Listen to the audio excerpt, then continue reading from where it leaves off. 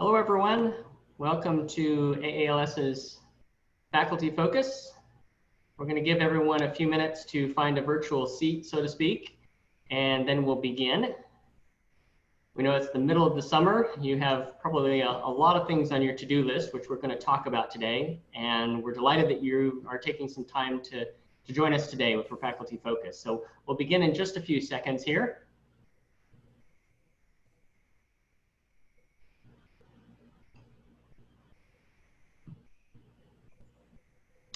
Terrific. Well, let's begin. I'm really happy to have everyone here today. Welcome. My name is Jeff Allen. I'm the Director of Research and Data Analytics at the Association of American Law Schools and moderator of Faculty Focus. This is a weekly conversation that's intended for tenure-track faculty, clinical faculty, legal writing faculty, and other non-tenure-track faculty, really regarding pressing issues of our time. Today, we have a really super lineup of speakers who are going to talk about the summertime. What does every faculty member need to be doing this summer, given all the laundry lists of things you could be doing? And I'm very interested to hear what people have to say. We've asked each of our speakers to provide 5 minutes of words of wisdoms and tips and ideas. There might be some small conversation with our co-hosts. And at the end, there will be some question and answer, and we encourage everyone to participate. And you'll notice that all attendees have been muted, but that does not mean that we don't want to hear from you. We really do.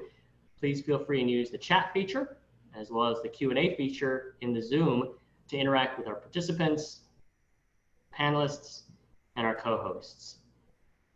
I also want to make sure that everyone understands that this is being recorded. Not everyone can be here today. Some are working, some are on vacation.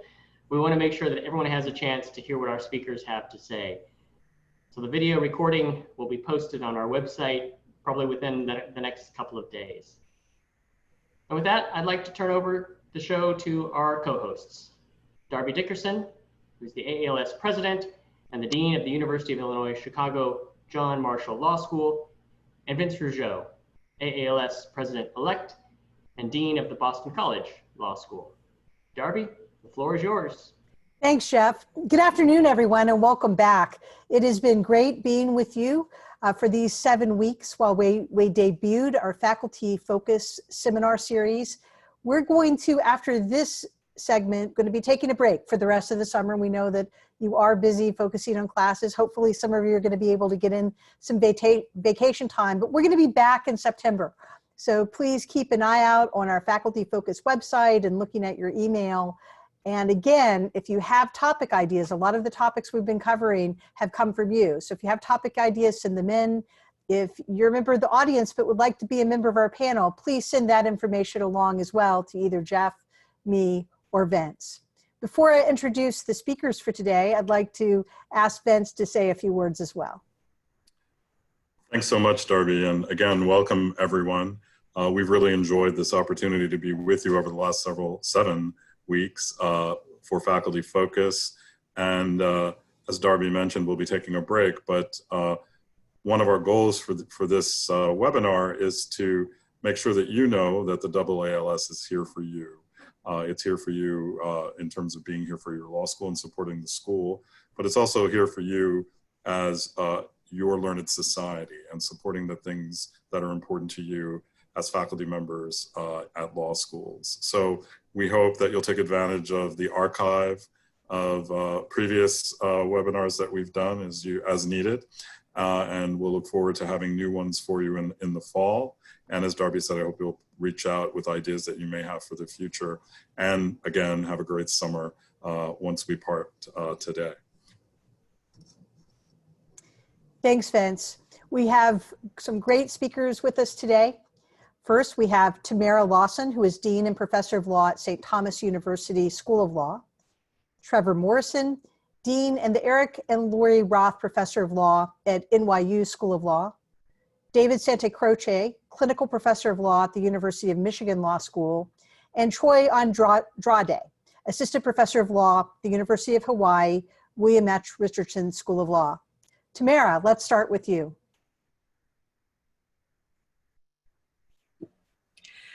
Good afternoon, everyone. Thank you for having me here.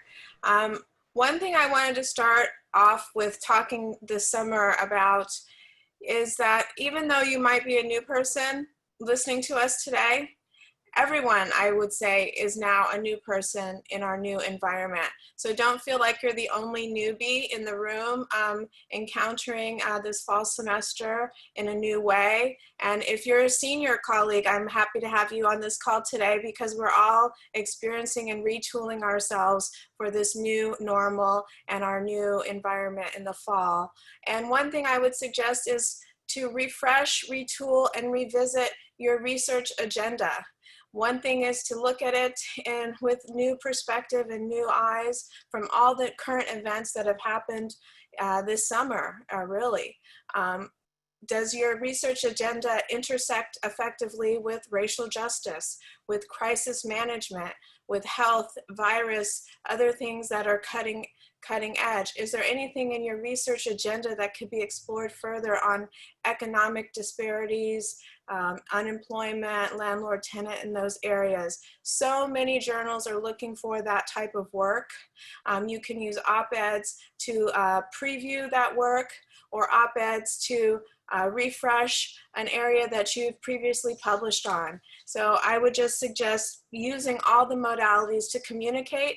Social media, use your university's department of marketing to get your image, your work front and center in the various modalities that people are engaging in today, getting news and information.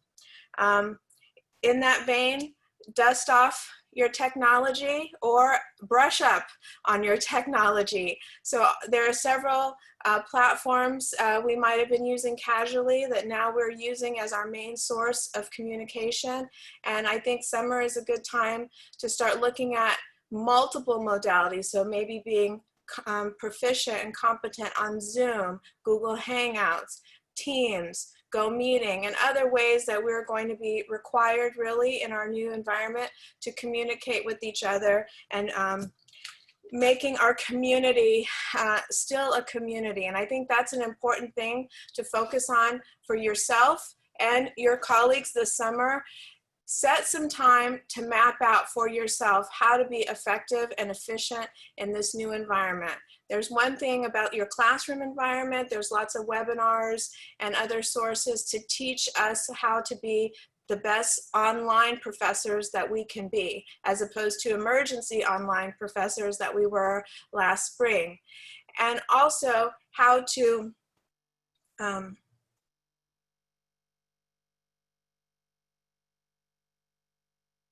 make your work environment also very effective.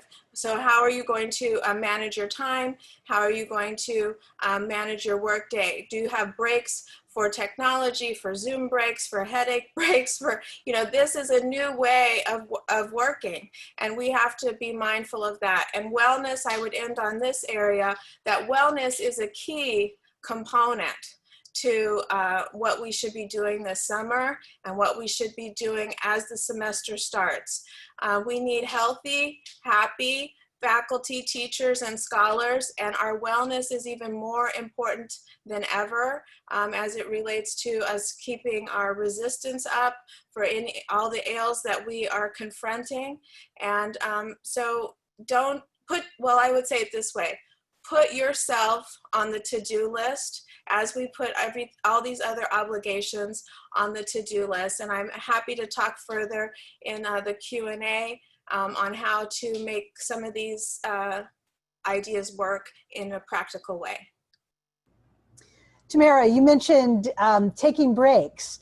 Can you share with us, like, how do you build breaks into your day? I'm sure you're a busy dean. Do you try to build in a couple minutes every hour or every few hours? What are some tips you have? Well, one thing I would suggest, it doesn't work for everyone's lifestyle, is to put yourself first on the list. So if you can get some kind of exercise first thing in the morning, I would suggest that, where you're in control of your day. But otherwise, I would say taking minutes, I even take a lap around, I guess this is not cool, the faculty suite, but that's the lap that's easiest for me to exercise and stretch and just get a little bit going out of your, your cubicle, so to speak. Thank you. Trevor, let's go to you next. Great. Thanks, Darby. Thanks, Vince. Thanks to AALS. I'm happy to be part of this. One of the results of not going first, if Tamara was the first person to go first, is I think I could just say here, here, and end my 5 minutes right there. I agree with everything that she just shared. And I think most or all of what I have to say will be just trying to amplify some of those points. I was struck thinking over the weekend about the title of our session, what every faculty member should be doing this summer. It's catchy. It's probably a little bit more categorically prescriptive than I'm usually comfortable doing, because faculty members will rightly think there are a range of things that they could and should be doing in the summer quite legitimately. But the word that sticks out as most important in the title is this summer, as opposed to any ordinary summer. And I think Tamara's remarks really reflected that.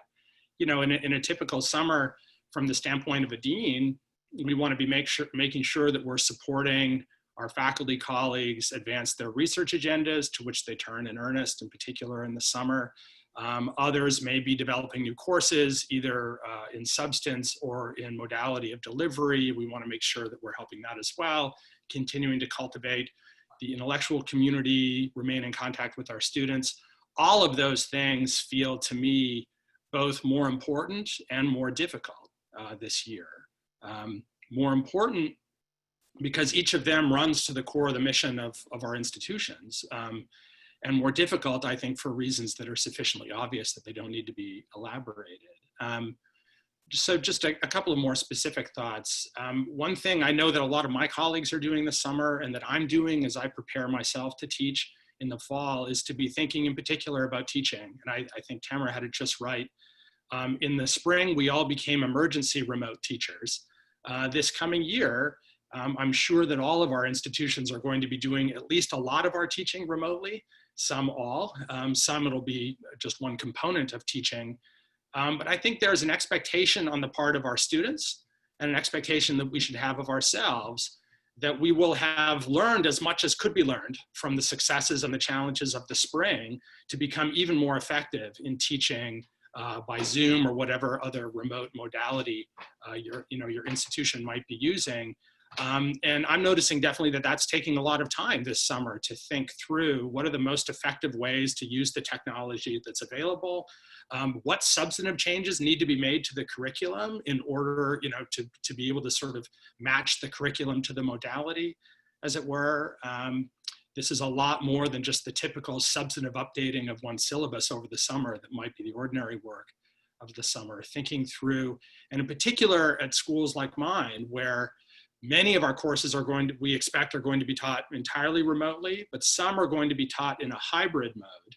Now that's something we didn't do at NYU on an emergency basis in the spring. Like pretty much every other school, we went pretty much overnight to an entirely remote mode of teaching. Well, teaching in hybrid, where there's some fraction of the class in the room in front of you, probably socially distanced, probably wearing masks, and then some other fraction of the class that's accessing the classroom through Zoom or some other technology, that's something else altogether. And I think itself needs specific preparation and practice. At NYU, all of our academic buildings remain closed, but as they move in the direction of at least a partial reopen as the summer moves on, we're trying to make sure we provide time for faculty who are going to be teaching in a hybrid mode to come into the classroom and practice it with the support of our tech staff and others there, to learn how to do this hybrid teaching. How do we engage students effectively on Zoom and in the classroom, and how do can we get them to figure out how to interact with one another? Those are big pedagogical challenges that I think we will be expected to have spent the summer thinking about how to meet. That's sort of on the pedagogy, very important. On the substance, I do want to echo Tamara. Another way in which this summer is unlike others is that I think the broad consensus agreement that we've reached a moment with respect to questions of racial justice in this country, not because that set of issues is new, but because the consensus of agreement that they need addressing in serious ways and in immediate ways is a broader and deeper consensus than at least I think I can remember. And I think there's an onus on all of us as teachers and as scholars to make sure that that moment isn't lost. And so to be thinking in our teaching about how we adapt, what we teach, literally what courses we teach, what cases we teach within the courses we teach, but also how we teach that material. And making sure that, again, depending on the particular course we're teaching, that we are bringing in and bringing to the fore considerations of race and racism, of institutional racism, of structural inequality, of other forms as well, of the role that the law has played in exacerbating and abetting those problems, and also the role that the law could play in addressing them, making sure that we're intentional. And I think it is the responsibility of deans, frankly, at a minimum, to make sure that our colleagues have the resources that they need in order to adapt their teaching in those directions. Faculty will ultimately make their own decisions around that, but making sure that schools are there to support them and that time in the summer can be used effectively to those ends. Tamara has spoken powerfully about that, and I just want to really agree with this summer as being a time for that. Now, of course, all of this important work is harder to do as we're all working from home, or pretty much all of us, I think, still working from home, where we may have a bunch of other family members also at home, as opposed to wherever they might otherwise have been over the summer. That posed challenges in the spring during the school year. It will certainly pose challenges again in the fall, especially for those with school-age kids who may be taking some or all of their school from home, while we're also doing a lot of teaching from home, if that's the modality it's still happening in. I'm trying to think through, and I think there's more that I can be doing at our school to be sensitive to the particular challenges that faculty colleagues with more challenging family circumstances are facing. And so I think schools, every school should be making sure that they're thinking through that and supporting their faculty as they can. But it really, for me, underscores the importance of individual faculty taking time this summer to recuperate, to recharge batteries, if at all possible, to understand that the research ambitions that we might have had for this summer need to be rethought in light of changed circumstances. And it can be harder to get the work done we had hoped to get done if we can't be doing it from our offices and have to be doing it from home, while also attending to childcare obligations that might have been taken care of if kids were going to camp that they're not otherwise going to, et cetera, et cetera. That's just one sliver of an example of a larger phenomenon. And so, of course, we are teachers and scholars at the core of our profession and our business. And we want to continue to think about ways to advance those missions. But I think we also need individually and institutionally to understand that this is a time when accommodations have to be made and expectations have to be adjusted so that by the time the beginning of the school year arrives, people feel like their batteries are at least partially recharged, as opposed to having been completely depleted by the experience of the summer itself. I'll stop there. Thanks. Trevor, it sounds like from your introductory remarks that you're teaching a class in the fall. I am, yeah. Could you tell us what that is, just so the audience will have some context, and if there's a specific tip or two of how you're redesigning that class? Well, I'm teaching federal courts, which I really love to teach. And I taught it for many years before becoming dean. And then last fall was my first time back teaching it. I'd been teaching constitutional law while dean, but not federal courts again until last fall. Much had happened in that area of the law in the 6 years since I'd last taught it. So last year was a huge adjustment on the substance. This year, I'm thinking a lot about that, continuing, of course, substantively to adjust the course. Thinking about ways to introduce themes of race, frankly, in even more explicit ways than I have to date, though I've tried to incorporate that theme and race-based inequality and the law's role in it in the course already, but there's more to do on that front.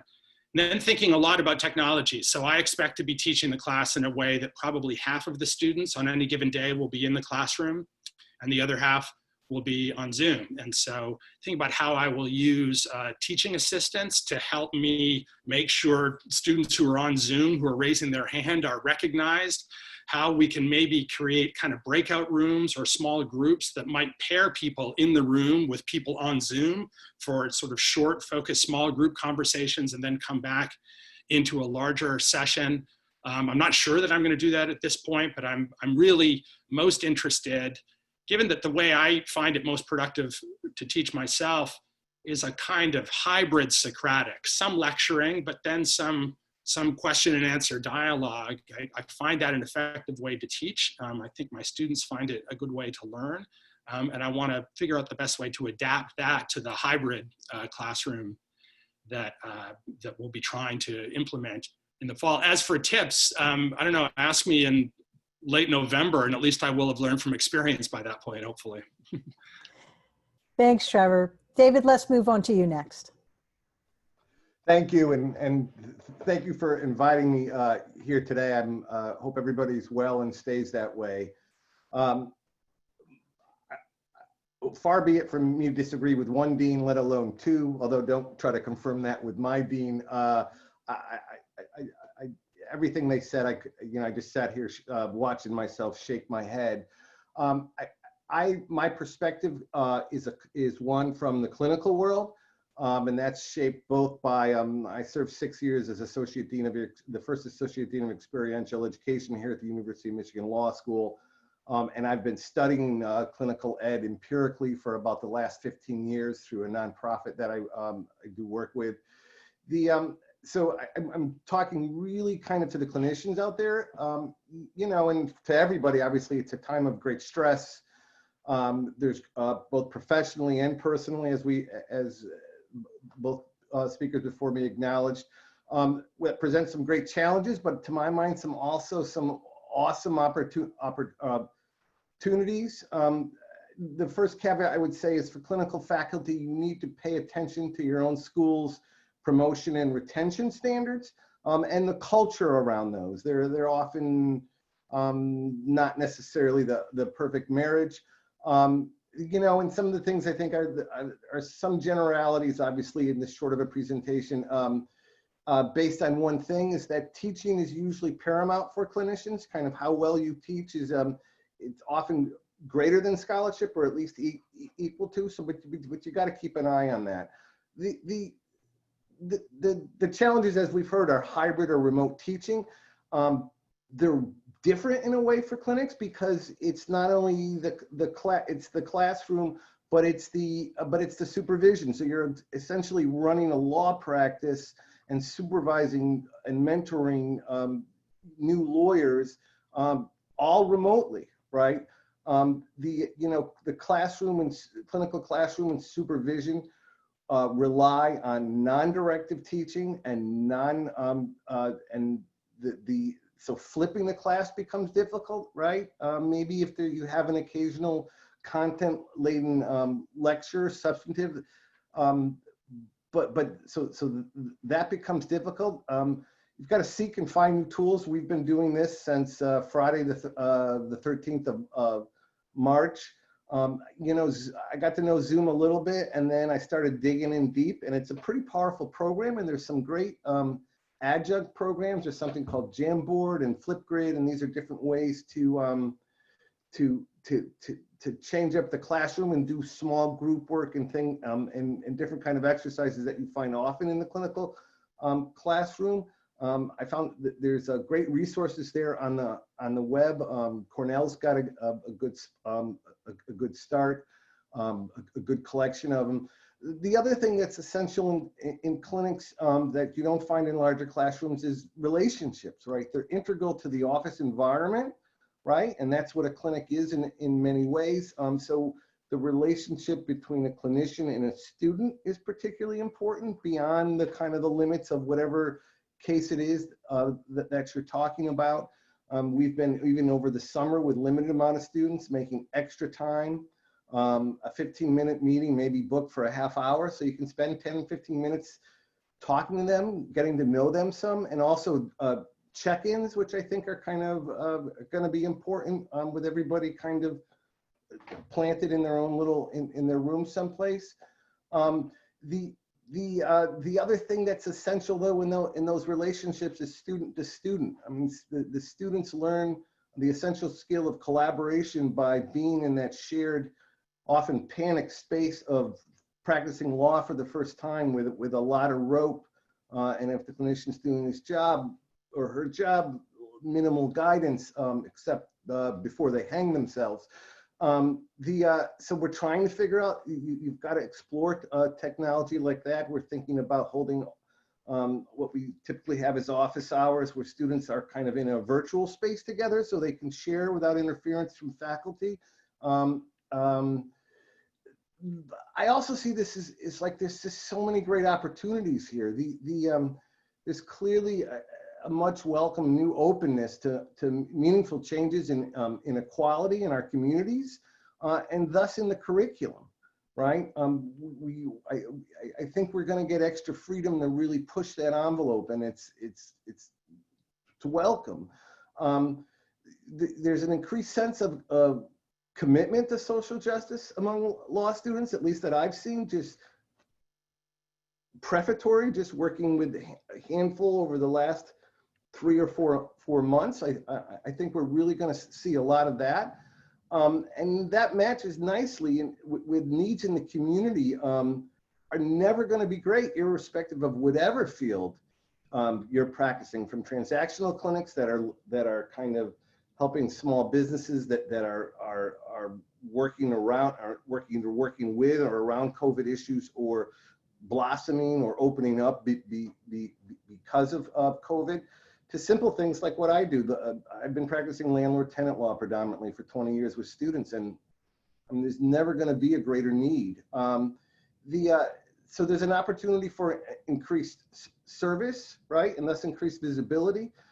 There's opportunities to get creative, to kind of to maybe deploy more students than you might otherwise to meet the needs of the community. You know, and there's opportunities to experiment, and this is what I've been telling younger colleagues is that a little bit the next year comes with an asterisk, right? You know, no one's going to look and say, "Ooh, that wasn't the greatest semester you had with the students in the fall of 20, right?" You want that, but you've got the opportunity here to really stretch yourself and experiment and try new things in an open and honest way with the students that may really develop your teaching and help the community, right? There's also a great opportunity for increased scholarship, right? Clinicians will be seeing the problems early and on the ground.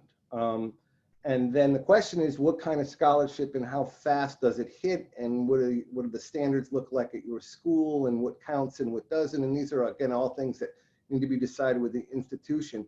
But clinicians are gonna see a lot of problems up front and on the ground early on, and it's a great way to express your voice. And the last thing is, I couldn't agree more with self-care. Whatever you do, if you're not healthy through this, you're not gonna be at your best, and you're not gonna be serving your students your best. So whatever way you can find to do that, you really need to do that. Thanks. Thanks, David. You mentioned that clinicians are going to see things early and on the ground. Are there 1 or 2 things you're already seeing that you could tip the rest of us off about, so that maybe we can be thinking about them for our different classroom settings? Well, what I was referring to is problems out in the legal community. So right now we are knee deep in separating state moratorium from on evictions from the Federal CARES Act, which just ended, in the requirements of that. Also kind of, and how does that interplay with the large federal block disbursements to the different states that have to weigh them, make their down the different counties. How to educate landlords that maybe taking 90 cents of federal dollars on the dollar might be a good thing, and that's part of the federal money. But how to do eviction diversion, like there's just a whole new wave of things, and there's going to be something else we do. Is there's going to be a whole new way. You know, we're already seeing foreclosure activity starting to bubble up in the pre-litigation stage. So we're just gonna see it first, because you're gonna see it. It first starts in the, you know, before it hits an appellate decision, it's in some stinky courtroom, some district courtroom, someplace, and that's where we spend a lot of time. Thanks, David. My school's actually doing a program for admitted students this week on the book Evicted, and I noticed that there's just so much going on right at this moment where where the CARES Act is running out. So thanks for that tip. I think that a lot of us could think about those types of issues for our subjects. Troy, let's move on to you. Aloha, I too wanted to thank AALS for putting this on and for inviting me. To sort of preface my remarks, I am, again, an assistant professor. I've been teaching for 4 years at the University of Hawaii. I am a first-generation college grad, first-generation law student. I am fairly young, I think, and I am Native Hawaiian, which I think draws a lot of students to me and puts a lot of pressure on particularly younger faculty members of color to get involved with student support and student success.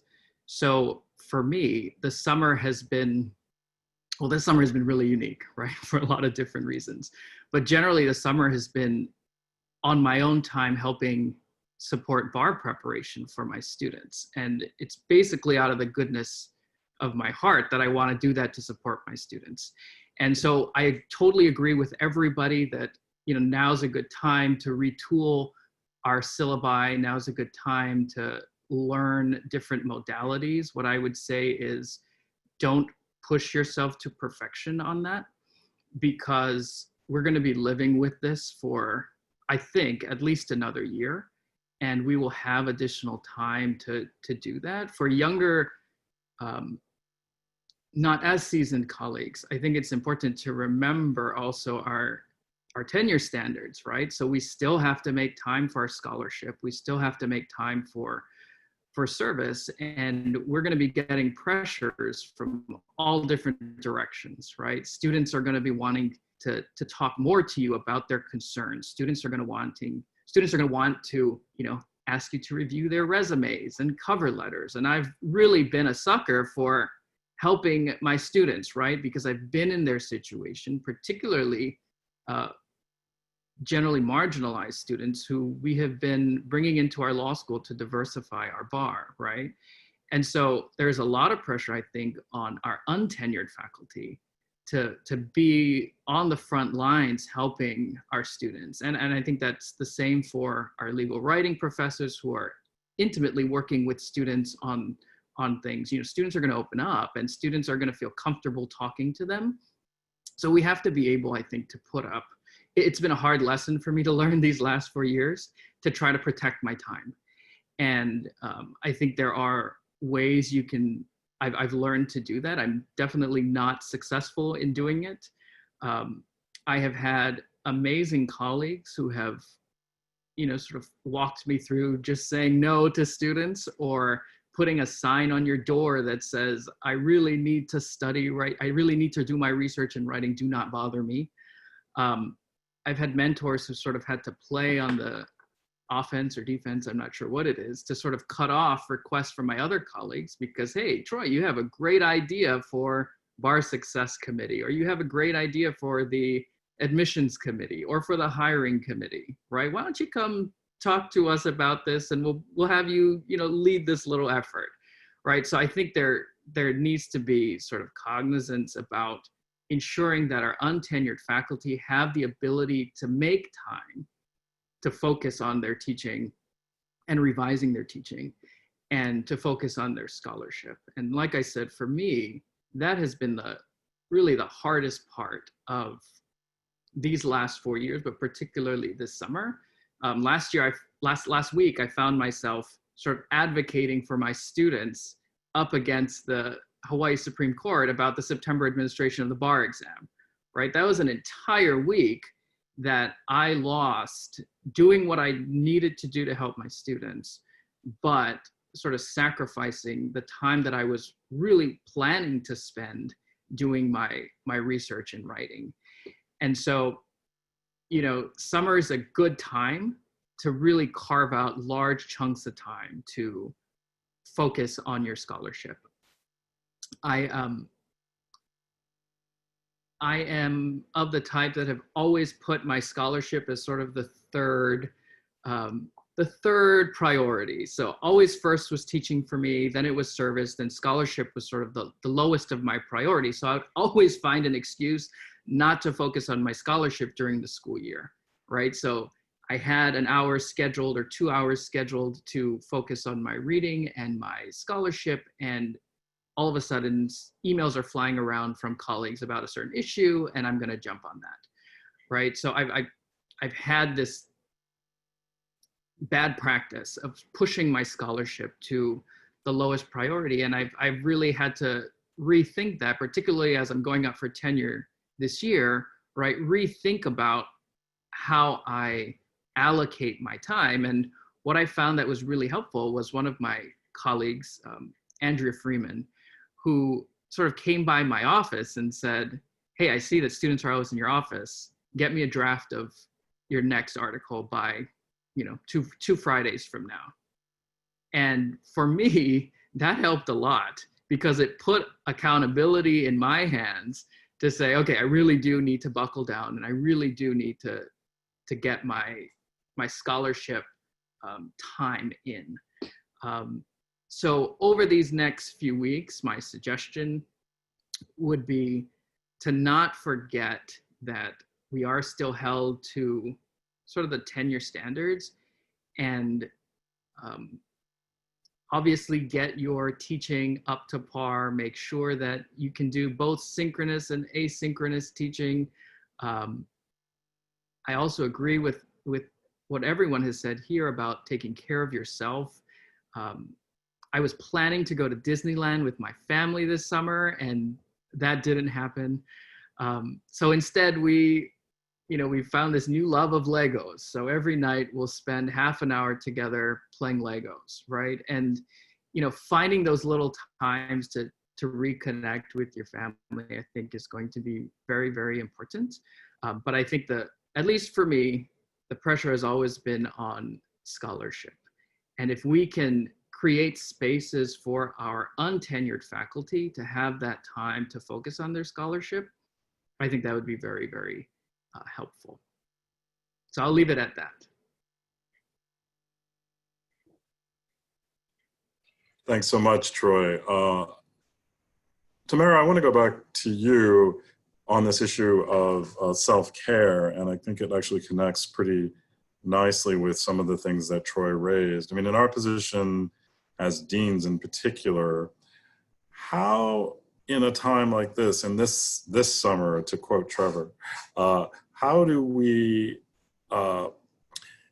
create the kinds of messages about self-care that include the important issues of what we do with our family and ourselves, but also how we say no to junior colleagues, and how we protect professional space in ways that allow someone like Troy, who's coming up for tenure soon, to feel confident that he can set boundaries, even in a time like this, where there is a lot going on that would be unusual in any year, but still there are pressures that remain in terms of professional development and professional advancement on the faculty.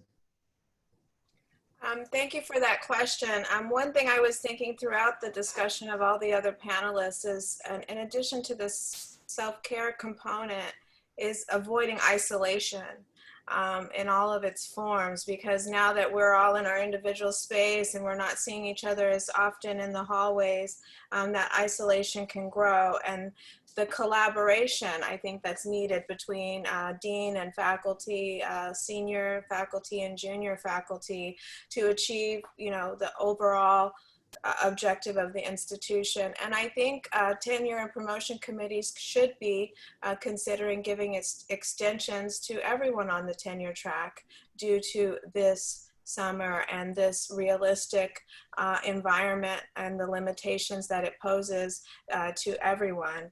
I think there's a lot of support that needs to be given to each other. And as a faculty member of color, as a dean of color, I relate to some of the other issues that Troy is raising, that your time is compromised for a variety events, a variety of issues, all of which support the overall institution, and value needs to be given in the tenure file, I would suggest as well, to all those types of service. And I love the way, I do know your colleague, Professor Freeman, but I love the way she modeled for you and for all of us the accountability buddy. And that accountability buddy is critical, whether they're in your hallway or they're a colleague at another school. But that's another thing of mapping out this summer going into the fall. How are you going to be effective in this new environment? Are you going to be a daily writer or a weekly writer, a Pomodoro method? I mean, how are you going to do it? And in isolation, this other component to avoid isolation, there's other supports at the school that sometimes we overlook, in the library, and how you staff your research assistants. I mean, Dean Morrison talks about that. Having a research assistant that's technologically savvy to manage the classroom in a way. So now maybe that's a new component as we look on who we're hiring. Just today, my academic affairs dean and I, we are mapping out hiring 2 or 3 research assistants just for technology that we can dispatch to faculty to support them in this transition. Not everyone is at the same transitional level, but I do agree that it is our responsibility as dean to protect, if we want to use that word, the untenured faculty from over assignments, and recognize that different faculty members are being pulled upon, called upon in different ways, and we should be making note of that in their overall service contribution and their assignments. Maybe even a course release, Dean, I don't know, in the appropriate circumstance. Thanks. We had a question in the chat. Maybe I'll throw this to you, Trevor. How do we find, as a junior faculty member, an accountability buddy? How do we make those connections, which can be awkward, obviously, if you feel as a junior person, you have to reach out and find that person for yourself? That's a good question. Let me say I agree with really everything that's just been said since the last time I was speaking. So really appreciate hearing from all the colleagues on the panel. I like this accountability buddy term that I think we all recognize who've been in the profession for any amount of time, the function here. I haven't had that term in the past, and so I like it. So I'm grateful for that. I think a lot depends on the culture of the institution. So there are some faculties that, formally at least begin by kind of assigning new entry-level members of the faculty a more senior, mentor who might become that accountability buddy or might be the resource for finding that accountability buddy. Other faculties operate in a more informal way, and they may, in addition to a general faculty workshop, they may have more specific colloquia organized around subject matter. And then I think the question is, are they doing a good job of integrating new faculty members, especially junior-most faculty members, into those subgroups? And those subgroups might themselves naturally produce a kind of senior buddy there who, where the junior colleague, doesn't feel like they're actually having to prove that they are promotion worthy just in order to seek out and obtain the help of that senior colleague. You've got to kind of drive the stakes of the interaction down so you can drive the value of the interaction for the junior colleague up. And I don't think there's just one way to do this, is I guess what I want to say. I think a lot depends on the culture, perhaps the size of the faculty, and on the way it works with itself. But I do think it's something to be mindful of. In this past year, we had 2 new terrific entry-level faculty join our faculty, and at NYU, a whole lot more of our hiring in recent years has been done at the lateral level than at the entry level. We're all thrilled by these 2 new colleagues, but I've wanted to be thinking in really kind of sustained ways. What are we doing to support these folks, formally and informally? What are the ways they're coming in feeling comfortable? What are the ways they're coming in feeling challenged? How can we attend to that without it seeming like the dean is just surveilling them over all of that? And then how can the summer be made most productive? I think Troy's experience describes the experience I know of a lot, and Tamara reflected this too, of faculty of color in particular, people when they enter as entry-level faculty members closer in their careers and often in their age to their students too, become a more natural point of resource for students in a whole lot of ways. And I think is a big part of the school's job institutionally is to protect that faculty member's time without the faculty member thinking that they have to do the protecting all on their own. And sometimes that's the institution telling the faculty member, no, I don't want you to take that thing on that you want to take on in order to hold back their time. And that's super important during the school year when, at least in an ordinary year, we're all in the same building and interacting. It can be important even in the summer. I would guess the other side of that is this is a summer when I think Tamara's point about schools being willing to stop tenure clocks or at least to adjust the timing to respond to the unusualness of this current moment in time is important. There's a sense in which that could feel like the opposite of an accountability buddy. It's not saying you owe me something by next Friday. It's saying you have longer time within which to do that, depending on how people respond to different kinds of deadlines, et cetera. That can work differently, but I thought it was an important decision early on at NYU, or not just at the law school level, but the level of the university's provost. There was a statement that unless a tenure track colleague wanted to remain on the same clock, that there would be a kind of presumptive pause of the clock that they didn't even have to come forward and ask for, so there wouldn't be any stigma around that. I actually think that's that in tandem with then a more kind of personalized interaction with faculty members to give them the support and the accountability buddies they need. Then that doesn't have to be intention. It says we're going to relax that timeline and we're going to kind of help give you the scaffolding you need to continue to make progress with the scholarship. I don't think there's just a single way to do that.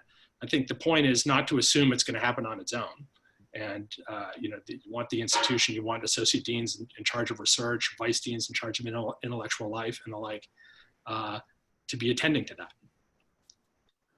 And also, just to add, the questioner was asking too, I didn't put this up, but I'll just answer. Outside of your institution, there are resources available, and you should never feel that you are bothering people when you try to build relationships. One of the things the AALS is for is to give you space through the sections to build those relationships and to find people in your field who may not be available to you in your institution, or for whom, for whatever reason, may not be the natural person for you to rely upon as someone to hold you accountable. So please make sure that you, reach out to us about the resources available here, or reach out to colleagues who are involved with the AALS sections, because they can provide that support as well. I want to shift to you, David, and ask a question that I know has come up at my school around clinics. And that's, the loss of, the kind of engagement often with the clients who in times past might have come onto our campuses, or we might have joined them out in the community in satellite offices that we have. And yes, now we understand that we often have to meet our clients on Zoom for clinical work, but we also know that a lot of the people that we are serving, are on that other side of the digital divide, and often don't have access to the kind of technological resources that they need to really have effective engagement with us in clinical representation. How have you found you've been able to meet those challenges? Are you able to meet them? What should we be doing to address that? So it's a huge challenge, and we've been addressing it all summer. I have been pleasantly surprised by the amount of information and documents you can exchange via text message. Right? And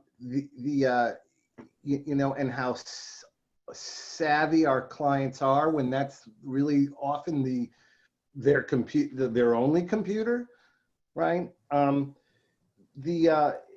It's certainly strained, and whether it's, I did a mediation with a student. I did a live mediation in a park with among three siblings and a mediator. and a student who did all the prep work, who attended on my iPhone in the park.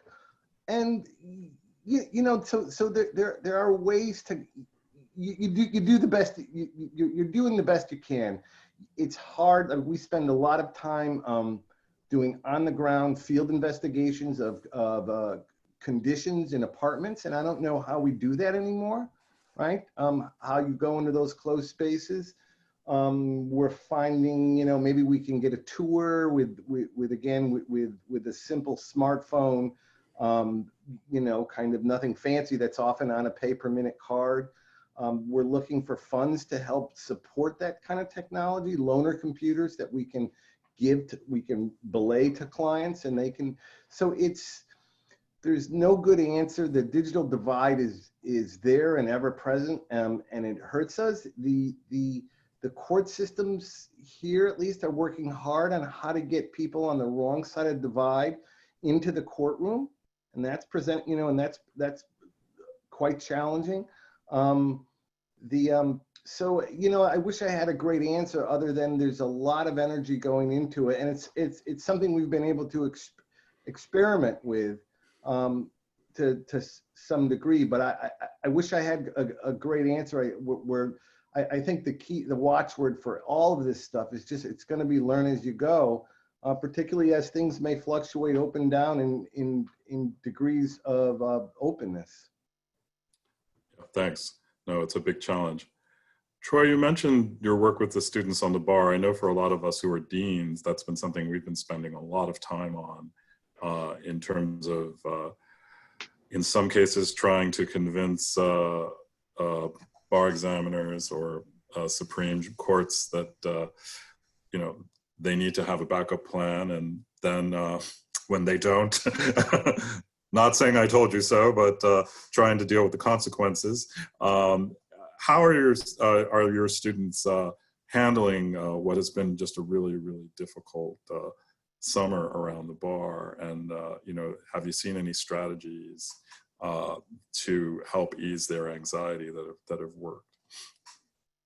So that's a great question. It's this summer, I think more than the last few summers, everybody sort of is in the difficult situations of our most vulnerable are now apparent to everybody.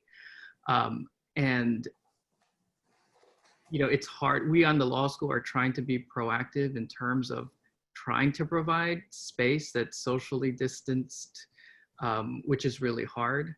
Opening up our facility, our library has been particularly difficult. We've done it, but it's hard to do it with staffing. A lot of students in Hawaii have unreliable internet connections, which has presented a lot of problems, particularly when all of bar study with the bar providers are done online. So we've been trying to address that by getting hotspots or loaning out materials, but it's actually really disheartening. Some of the things that we've heard from our students, and you know, one of the most vivid example was a student who is in a pretty affluent community, who's pretty affluent himself, who wrote to us as a faculty saying, "I have all the time in the world to study. I have 2.5 free months to study. I have reliable internet. But my colleagues do not have that. Most of my colleagues do not have that. Most of my colleagues have children that they are trying to care for at the same time, elderly parents that they are caring for." And what that student said was, you know, this is the time that we need to take care of our friends, right? That this is, you know, there needs to be some sort of alternative that needs to happen. And it's been really tough to try to untangle sort of all the financial and emotional baggage that's coming with this pandemic, with trying to provide a ton of support to students to ensure their success on the exam, and then dealing with the powers that be that are fairly adamant that they can provide a safe space for hundreds of students to be in the same room to take this exam, right? All, by the way, while wearing a mask, right, over 2 days.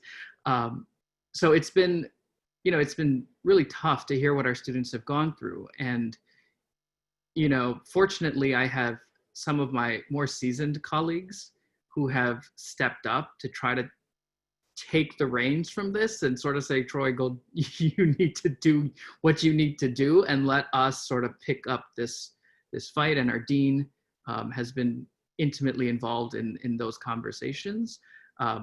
So from our end, it's been sort of this balance, right? But when you're on sort of the front lines, and I sort of consider junior faculty as like on the front lines of student support, right? You're the first one they're going to come to. So whether you like it or not, you're going to be serving as kind of the intermediary between whatever decisions are made and the students. So I'm not sure if I answered your question, but I think generally we are trying to support as best as we can. Thanks so much. I'm going to pass it back to Darby to wrap things up. Troy, I just want to say thank you for all of your work. It sounds like you're doing a fantastic job at your school and for your students. And thank you for sharing your experiences today. Our participants really like hearing from the more junior faculty. And thanks to all of our panelists. What a wonderful discussion, hitting on so many important topics for this summer and for the coming academic year. Thanks to our audience. Thank you for being part of the series so far. Again, we're going to go on a bit of a hiatus. We plan to be back in September, and we'll be back in touch about when we're starting up again, when we'll be running these, if it'll be this same time and place or a different time and date. But have a really wonderful, wonderful summer, and keep supporting each other, keep supporting your students and your graduates. Thank you.